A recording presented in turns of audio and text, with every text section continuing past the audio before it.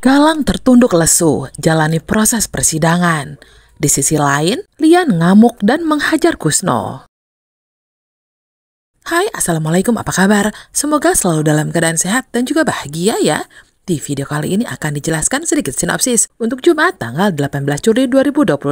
Namun sebelum itu buat teman-teman yang baru bergabung, jangan lupa like, subscribe, dan nyalakan tombol loncengnya agar tak ketinggalan video terbaru selanjutnya.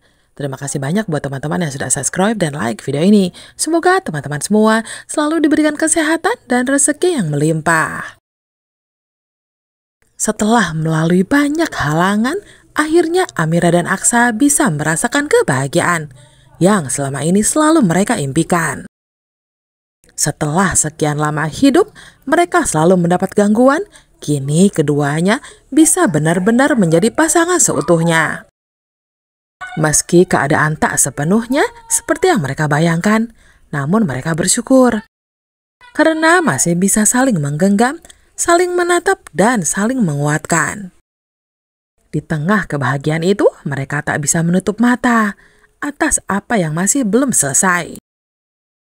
Percakapan mereka kembali tertuju pada upaya Damar yang sedang mencari keadilan atas kematian tragis istrinya, serta hilangnya salah satu bayi kembar mereka yang belum juga ditemukan. Semua itu berasal dari akar kejahatan yang dilakukan oleh Galang, pria yang kini tak hanya jadi musuh hukum, tetapi juga musuh hati semua orang yang pernah disakitinya. Aksa yakin sepenuhnya bahwa Damar akan menemukan pengacara handal yang bisa menumbangkan Galang di meja hijau. Optimisme itu menular pada Amira. Mereka berharap dengan adanya bantuan hukum yang kuat, Galang tak akan bisa lolos dari hukuman yang pantas atas semua perbuatannya. Tapi tak ada yang menyangka bahwa kabar buruk akan datang begitu mendadak dan mengejutkan. Hadi, pengacara kepercayaan Damar, ditemukan meninggal dunia di rumahnya. Polisi menyatakan tidak ada tanda-tanda kekerasan.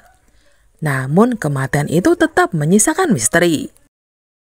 Damar benar-benar terpukul. Sosok Hadi bukan hanya rekan hukum, tetapi juga teman yang sangat ia percaya. Harapan dan strategi yang sudah ia susun pun seolah runtuh seketika.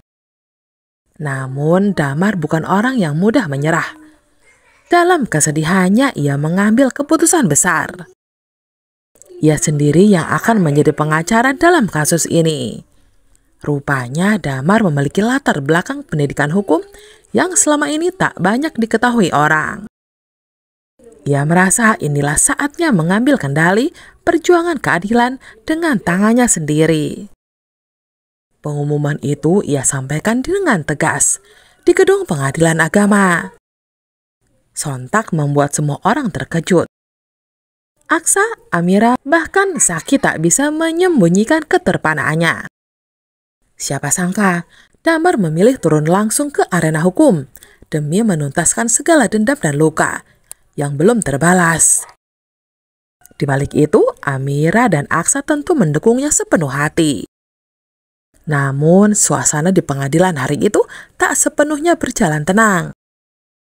Suara yang hadir di sana terlihat khawatir, terutama setelah mendengar kalau Damar akan menjadi pengacara. Kekhawatiran itu muncul karena ia tahu kemampuan Damar bukanlah main-main. Di sisi lain, Kusno tiba-tiba muncul, membuat kegaduhan baru dengan mengaku sebagai ayah Amira. Amira langsung menepis pengakuan itu. Ia marah dan tegas mengatakan bahwa Kusno bukan ayah kandungnya. Segalanya sudah terbongkar, dan kini ia tahu dengan pasti bahwa Pak Lian adalah ayah biologisnya. Kusno tampak panik, wajahnya pucat. Ketakutan mulai menyelimuti hatinya. Karena semua rahasia yang dulu ia tutupi, kini akhirnya telah terungkap. Tak berselang lama, Pak Lian muncul dan langsung menghajar Kusno di hadapan orang banyak. Amarahnya memuncak bukan hanya karena pengakuan palsu Kusno, tapi juga karena luka lama yang terus ia pendam. Ia bahkan sempat mengancam akan membuat Kusno benar-benar cerah. Namun Amira dan Aksa buru-buru menenangkan Pak Lian, mengingatkan agar jangan sampai kehilangan kendali, apalagi di lingkungan pengadilan. Sementara itu, di penjara, Galang makin tenggelam dalam penderitaan. Ia menjadi sasaran kekerasan dan tekanan mental yang bertubi-tubi dari narapidana lain. Saat hari persidangannya tiba, Galang datang dengan tubuh yang lelah dan wajah yang lusuh. Media massa membanjiri luar pengadilan karena kasusnya begitu menyita perhatian publik. Apalagi sebelumnya ia adalah sosok pengusaha besar. Di dalam gedung pengadilan, Sora mendekap putranya dengan air mata yang tak bisa ia tahan. Namun Galang hanya bersikap dingin. Ia menuntut janji ibunya soal pengacara terbaik, janji yang kini tak bisa lagi ditepati. Sora hanya bisa terdiam dalam kebingungan dan rasa penyesalan. Karena kini ia sadar, tak ada jalan mudah untuk menyelamatkan anaknya dari kasus ini. Sementara itu di tempat lain, Bella masih larut dalam kesedihan. Rumah tangganya dengan Adam sudah hancur karena dosa serta kejahatan yang telah ia perbuat selama ini, terutama terhadap Pak Lian. Ia sempat berkata pada Tommy bahwa cintanya kepada Adam begitu sangat tulus, bukan karena harta semata. Namun Adam justru telah pergi. Kini hanya Tommy yang tersisa, masih berusaha mempertahankan hubungan mereka berdua. Namun sayangnya bukan demi cinta putrinya, tapi semua itu demi warisan yang belum lepas dari genggamannya. Galang makin tenggelam dalam penderitaan.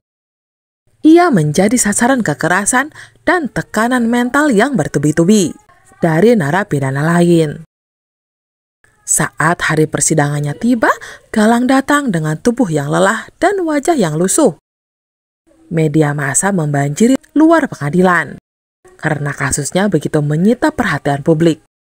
Apalagi sebelumnya ia adalah sosok pengusaha besar.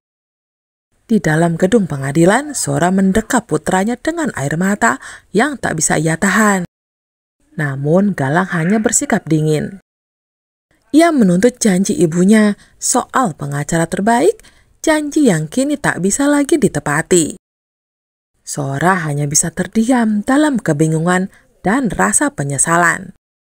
Karena kini ia sadar, tak ada jalan mudah untuk menyelamatkan anaknya dari kasus ini.